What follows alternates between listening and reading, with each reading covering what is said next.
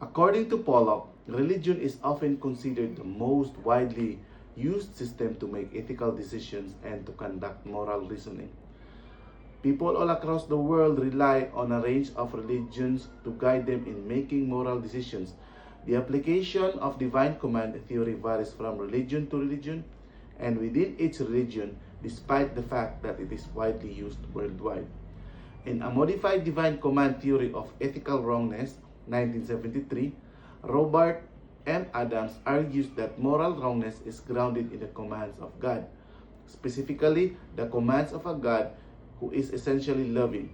According to Adams, an action is morally wrong if it violates divine commands, and these commands provide the authoritative force behind moral obligations. By emphasizing God's loving nature, Adams modifies traditional divine command theory to avoid the claim that morality is arbitrary or dependent on capricious divine will.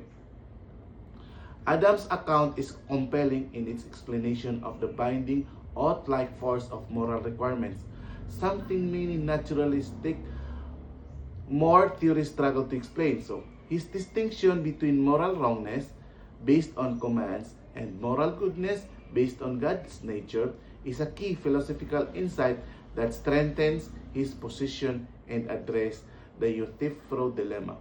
However, the theory remains open to criticism.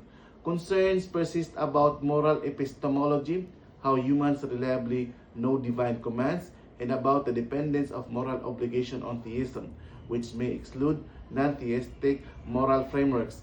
Despite these challenges, Adams' modified divine command theory remains one of the most influential and carefully defended theistic accounts of moral obligation in contemporary ethics.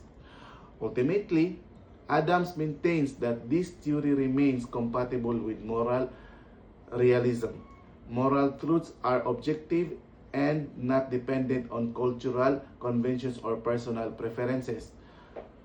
In conclusion, Adams' modified divine command theory offers a nuanced and influential account of ethical wrongness, grounding moral obligation in divine authority while safeguarding morality from arbitrariness and preserving its objectivity.